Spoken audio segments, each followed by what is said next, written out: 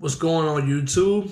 I want to welcome y'all to the continuing episode of Johnny's Blackout Story, Part 2. Before we start, I want to give a quick shout out to one of my favorite groups of all time, The Midnight. One of the greatest concerts I've been to. Made a memorable night at this fucking place. If y'all haven't listened to or heard of The Midnight, please go check them out.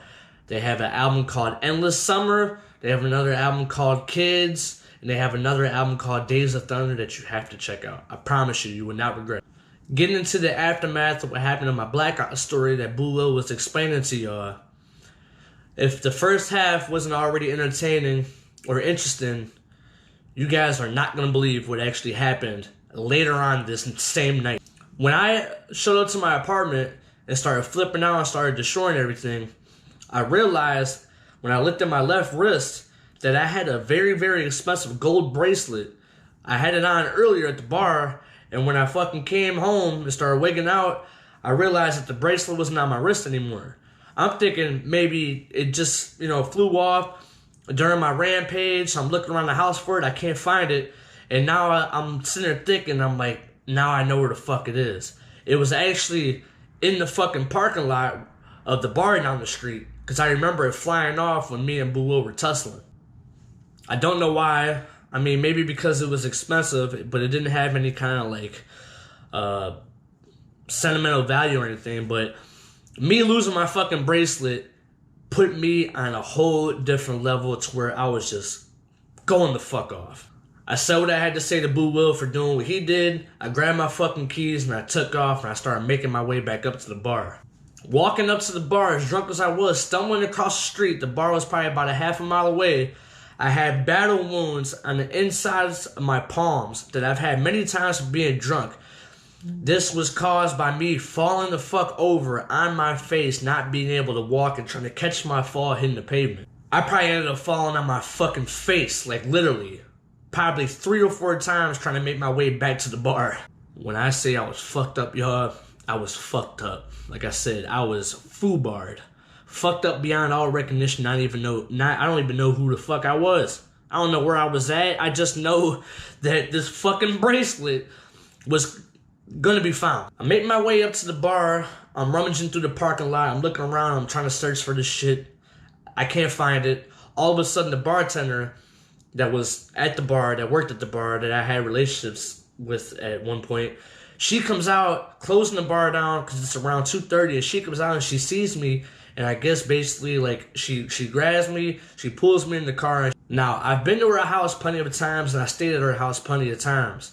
But I have never been on the second floor of her house.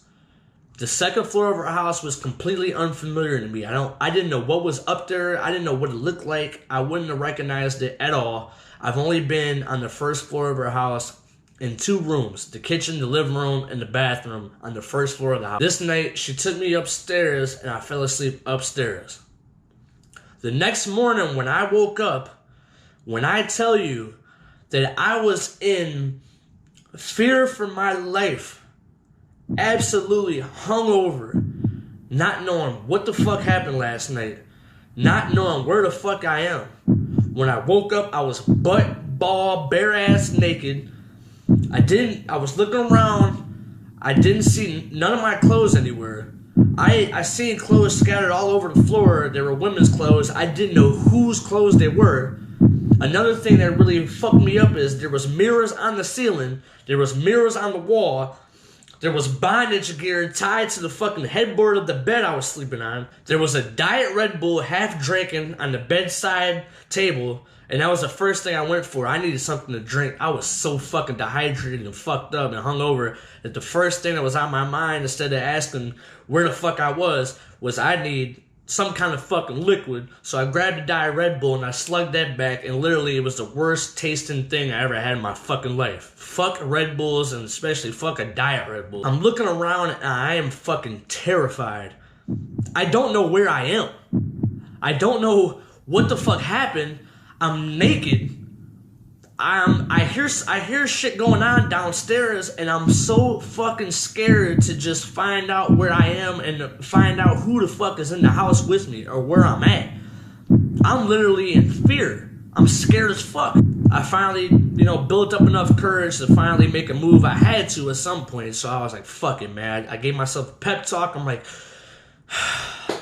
it might be time to swallow this fucking pill, man, and realize where I ended up getting myself into last night. I walk outside the room. I grab something on the floor. I cover myself up. I grab like a blanket or something off the bed, and I cover myself up, and I walk to the top of the steps. I hear it clanking around like dishes downstairs, so it sounds like somebody may be cleaning or somebody may be cooking. And I try to peek my head underneath the steps because there's a little openings where you can see downstairs. I couldn't see nobody, and I took one step down, and the creak of the step startled whoever was downstairs. So I look down, and I go, hello? Where am I? Whose house I am? Can somebody say something? Hello? I hear a voice, and they don't even say their name or nothing, and I hear a voice saying, oh, I made breakfast. I did not recognize his voice at all, and I'm like, why the fuck didn't you just answer none of the questions I just asked? I said, who are you? Where am I? The motherfucker doesn't answer. They just say, hey, I made breakfast. So I'm sitting there thinking like, man, fuck that punk ass breakfast. Who the fuck are you? I'm getting agitated. I'm like, who are you? Where am I at? Can you help me? Finally, the person yells out and goes, it's Susie, Johnny. What the fuck is wrong with you? And I'm sitting there thinking, I'm like, who the fuck is Susie? I literally had no idea who the fuck Susie was. And I can't even see who they are at this point. I haven't seen who they are yet. I'm still on the steps. Now, the name didn't register to me, and I'm like, who the fuck is Susie? Now I'm getting really fucking scared. I'm like, oh, man, who the fuck did I just come home with last night? Mind you, there's mirrors on the ceiling. There's mirrors on the wall. There's bondage gear tied to the headboard. There's fucking all types of freaky shit in the room. And I'm like, what the fuck?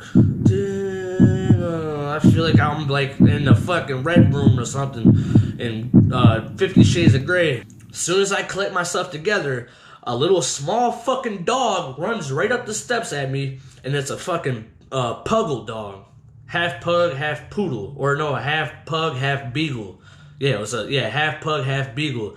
Runs up to me and starts fucking licking me, and I'm like, whose fucking dog is this? Still terrified, still peculiar, still confused, still hungover. I'm trembling to make my way down these fucking steps to actually confront the person and come into contact with them. I'm literally like so fucking lost at this point, and I'm like, what the fuck? It's so weird how like you just not being able to see, like when your senses kick out of sight, hearing the voice and shit made it even worse. But like I just needed to fucking see who it was. That's all I needed to see, but I was so afraid to fucking actually see the person. So I pet the fucking dog. The dog runs back downstairs, and I start making my way. And then as I'm making my way down the steps, I'm fucking scared, and I'm thinking, Susie, who the fuck is Susie? Who the fucking Susie? Why did that name don't even sound real? That sounds like a fake fucking name, Susie. You could have told me your name was Beatrix or Meredith or some shit. Susie just, I don't know. That sounds like some fake shit. I'm tiptoeing.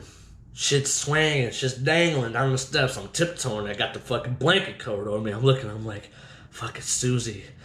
I at least be like cute. You know what I'm saying? I swear to God, if I go downstairs and there's a fucking old woman, an old lady that's fucking, better not be no floozy, Susie. Better not be no Susie that looks like Gucci. Better be a motherfucking Susie that looks like she could be bluesy. So I'm like, fuck it.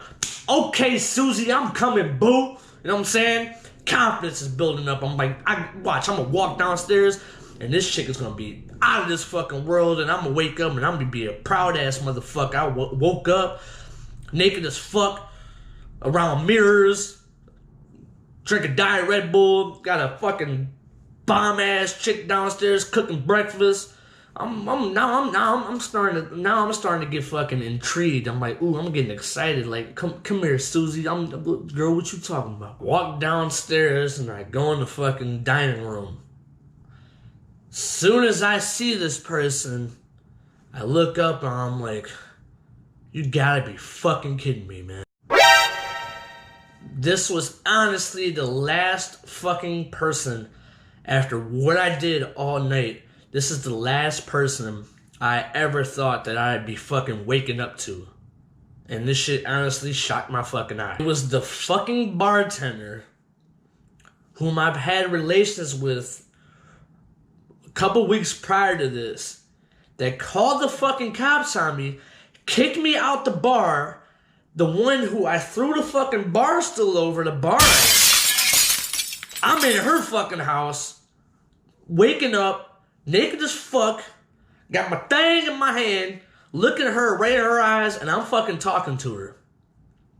Now I'm starting to get confused. I'm like, did she fucking take me home and tie me up to the fucking bed and do some shit to me out of spite, or to get back at me for all the fucking anguish I put her through for the whole Long Island night a couple hours ago? I needed answers. First thing she asked, she goes, oh, how are you feeling this morning? And I can't even give her an answer. I'm like, I'm cold. She shows me where my clothes are at. I put my clothes on as I'm getting dressed. I'm like, I gotta ask her. So I go, hey, Susie, what the fuck happened last night? And then she fills me in for everything that was a blank to me from me being blacked the fuck out. She said, I came back up to the bar and I was walking around the parking lot looking for something, screaming off the top of my fucking lungs. And I went towards her car, actually, started looking underneath her car, and for some reason, I passed out on the hood of her fucking car, and when she closed the bar down and came out, she seen me knocked out, passed out on the hood of her car. So she woke me up, she put me in her car, and she's like, I brought you home with me. And I'm like, okay, you know, that's cool. I can appreciate that. You probably saved my fucking life, or at least stop me from getting arrested or fucking being homeless for the night. And I thanked her for that. But then I'm like, why the fuck, you know, like I said, every time I would actually come home with her, we would never go upstairs. So now I'm like, why the fuck did I wake up upstairs? She told me I was so fucking out of control and wigging out to where she had to take me upstairs and literally handcuff me to the fucking bed and lock the door. This shit blew my fucking mind. I was like, what the fuck? I never in my fucking life, other than this day, ever been told that somebody had to handcuff me and lock me fucking down because of how out of control I was.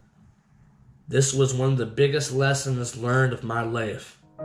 Because not only the aftermath of me being out of control to the point where somebody had to handcuff me to the fucking bed and lock the door, on top of saving me for the fucking night, but when she took me home the next day, I got evicted on the fucking spot. Cops came to my house looking for me. They couldn't get no information. I got evicted immediately. I had to pay $450 in damages that I didn't pay. I just had to keep my fucking rent and my security deposit, and I never paid them back for that shit. But we worked out an agreement, so everything was cool in the end. But literally, this one night of me just having a little too much to drink honestly fucked up my whole living condition. And this was one of the biggest lessons learned in my life. I literally talked to myself and I realized there's different ways to handle stress. At the time, being such a young kid, I had no outlets in order to relieve stress. As I got older, I started working out, started hitting the gym, I started writing, I started, just doing something else that didn't involve going straight to the bottle anymore. And I learned how to drink responsibly, and I learned how to literally limit myself from getting out of control like I did this time. Some people can handle it, some people have other ways of doing. Everybody knows, or I would hope that everybody knows how to handle their own problems naturally. instead of abusing drugs, drinking alcohol, and possibly committing something that you have absolutely no control over. So this day taught me a huge lesson. It was funny at the time. It's funny now that I think about it because it was so long ago, and it's always going to be something there to reflect on, to remind me to literally just be responsible as a young adult in this day and age, compared to me being irresponsible at such a young age. And I'm pretty sure all of us big drinkers have had those nights where we just had a little too much, and thankfully we can sit here and tell the story now without actually having some serious repercussions behind our actions of being intoxicated to that point. I want to thank y'all for watching this video. I really hope I can help somebody, telling somebody my past experiences and the repercussions of what I dealt with, and the possibilities of something actually being a lot worse than it was, but me avoiding that from happening again later on in life by being more responsible and reflecting back on the mistakes that I've made. Thank you, YouTube, for watching. This is Behind These Eyes Entertainment. I'm your favorite white boy. Everybody, show some love to my guest that I brought on here earlier, Boo Will. He got a lot of attention, and he actually had a lot of fun with this, and I noticed that from him, and because he enjoyed it so much, I'm definitely going to have him on here again. But until then, y'all rocking with me, and I fuck with y'all. Thank you for the love and support, love and respect, y'all. Take care.